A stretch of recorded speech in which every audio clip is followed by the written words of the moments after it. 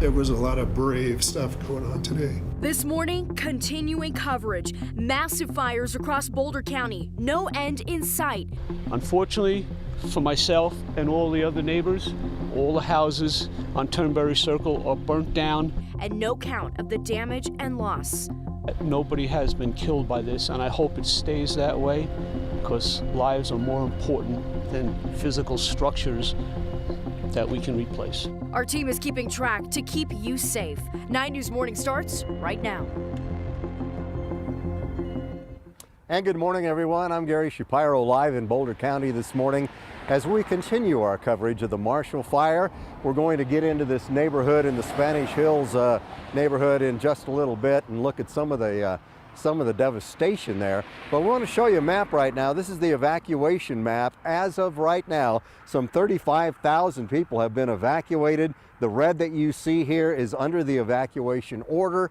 The yellow is under a warning, and that includes some of the western areas of Westminster.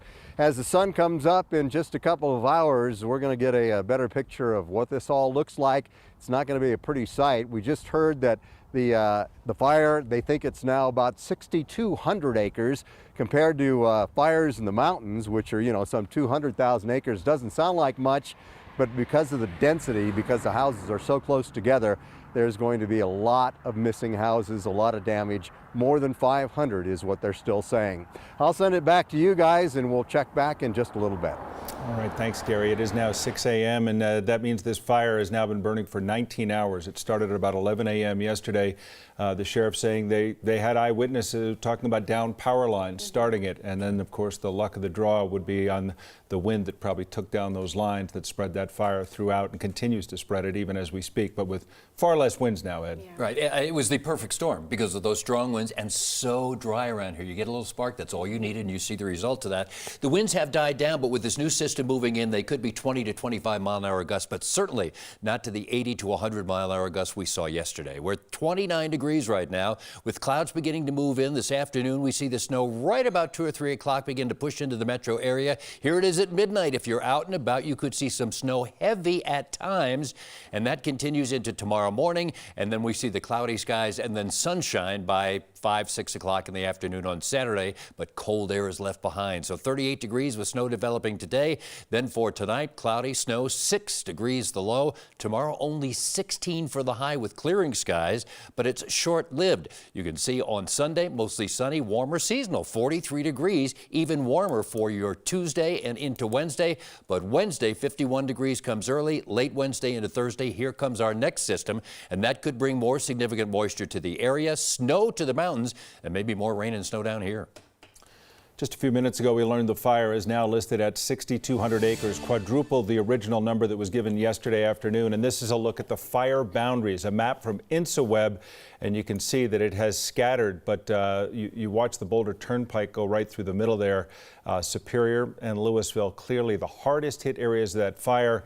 In about 45 minutes, first light is expected, and we'll get a chance to get a better look at what this day will bring as far as those communities. And 35,000 people evacuated as well. We have some must-see video, too, a proper view of the scope of the Boulder County fires. Gretchen said that her son was flying back to Seattle when he took this video over the Superior Louisville area Thursday evening. And that's the view from yesterday. We're tracking what's happening now as well. We want to send things over to our reporter in the field right now, Jordan Chavez, who at last check was at 96th and Dillon. What are you seeing right now, Jordan? Yeah, we are still in that area at this time, and we're still seeing those closures like you're seeing right here behind me. But exactly like what we had talked about in the last hour, things are changing very quickly around here, whether it's these new border lines that are being set up. You're seeing another emergency vehicle coming up here. We're going to have to monitor what exactly they're doing. Or you're seeing some of those weather conditions changing. As Ed was talking about, with this new storm coming in, we are experiencing some of these gusts that are kicking up right now. Again, not nearly what we were experiencing yesterday out in this area, but those 20-mile-per-hour gusts. And what happens when that really starts to go off is you can't see them right now. This is how much fast things are changing out here, but there are some flames just over here behind me that are kind of smoldering. And when those winds really start to pick back up, you're going to see them flare really strong. And that's exactly what these crews are worried about, is if those gusts get too strong, it could push those flames to skip and hop all the way over to where we are standing right now. So we've actually been told to be prepared that we might have to be pushing farther and farther out with this boundary. But again, they are set up here to keep people who don't need to be in that area safe. As you saw, one car was able to just get through, but you need special authorization or a really good reason in order to do that. Otherwise, you're going to experiencing the same thing all the way around that fire line. Of course, when things like these happen, Coloradans really want to step up. A lot of people online reaching out saying, how can we help? Well, Victoria De Leon is out at the Boulder Rec Center right now with more information on exactly that. Victoria, for everybody that wants to help, for everybody that has these big hearts, what are they being told right now?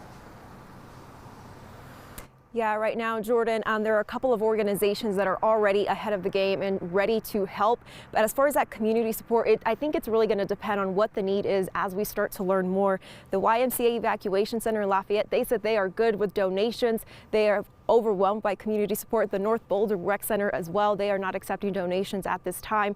But the Salvation Army will be providing 1,000 meals 3 times a day to evacuees and first responders. Those meals will be taken to the YMCA Evacuation Center in Lafayette, and we'll be chatting with them in a couple of minutes actually to see what more community members can do to help.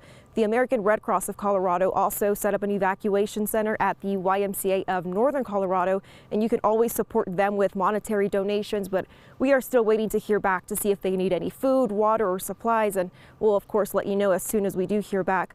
The Community Foundation Boulder County has set up a wildfire fund for people wanting to help with cash donations, and we've of course will continue to update this very likely growing list of community groups and organizations that do want to help out those thousands of people impacted. But for now, we want to also check in with Gary. Gary, what's going on where you are? Yeah, we are at South Boulder Road and 68th right now. This is one of the neighborhoods that had a lot of damage and a lot of burned homes last night. It's kind of in unincorporated Boulder County. It's a little bit outside of Louisville. You were talking about all the people earlier that have been evacuated, some 35,000. Well, lots of animals have been evacuated too. We've gotten a lot of calls from people who are concerned about those animals, so I want to go through a couple of things right now. Whether it's household pets or whether it's farm animals, there are places that you can take them. There are a lot of four-legged lives at risk in this fire too. The Foothills Animal Shelter in Golden says it is no longer doing temporary placement for pets because Jefferson County notified them that they are no longer needed. So don't take your animals there. But you're asked to contact your county animal control in Jefferson County if you're worried about any pets at the homes. The Riverside Shelter in Adams County says it can take livestock or large animals. That number to call is 303-288-1535. There's a lot to cover today. We've been talking about when the sun comes up, it's not going to be a pretty sight. There's going to be a lot of burned homes. But the neighborhood that we were just in over by Harper Lake, it was very strange. I mean, it had 3 or 4 homes that were just burned to the foundation, and then it had 2 or 3 homes that were standing. And so the fire skipped around, and you know, with 100-mile-an-hour winds, who knows how that works, but they're going to see a lot of that sort of thing when the sun comes up later today. I'll send it back to you guys now. And it's still actively burning too. I know a lot of people have questions about that. 35,000 people evacuated between 2 entire counties. And right now emergency management is saying, you know, don't go home, still actively burning, and they will have updates too. Yeah, we want to give you a good idea of what's going to be happening here in the next few hours. In about 40 minutes, we're expecting to see daylight. The sunrise is still over an hour away, but we'll start to see daylight a little bit before 7 o'clock. And that's when what Michelle Kelly was telling us, they will start to be able to get in the air and start doing some aircraft mapping, get a better idea of what has happened. And as far as containment, as far as those perimeters, those borders that they have estimated now, we showed you that just a few minutes ago with InsaWeb. But one of the things they also talked about yesterday was Sheriff Pelle referenced 580 homes that he felt were gone in those two areas. That's just Sagamore and Old Town Superior. Michelle Kelly talked about give or take 500 homes. But that process of actually going home to home is something that is a painstaking process, because they obviously not only are working with those homes, we're still counting on people. They're still trying to account for everyone. And as you have to go home to make sure that this home is counted, you also have to make sure that people aren't there, that everyone did get out. So far, we have no reports of fatalities, very few injuries. But the fear was yesterday that Sheriff Pelle was expressing that those numbers, he'd be surprised if they didn't change. So this is going to be a very busy next few hours.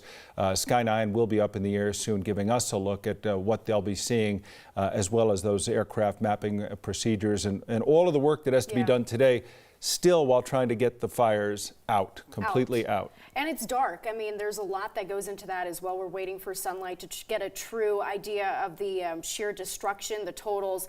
We'll have all the updates from the county sheriff on air and online at 10 o'clock. That's when they will be having a press conference as well. For now, we want to send things over to Ed, talk about the winds dying down and also snow that's incoming too. Exactly right. That's the one thing that you really want to know is we have snow coming. We have a storm on the way, so we'll see some gusty winds, not nearly what we saw yesterday, but they'll go to 20 to 25 miles an hour, and temperatures will be in the 30s as snow develops. Look at tomorrow as snow ends. Temperatures only in the teens, but a quick warm-up. We're back in the 40s by Sunday. Few steps over the ridge to realize that not just my home, but the whole neighborhood is completely wiped out.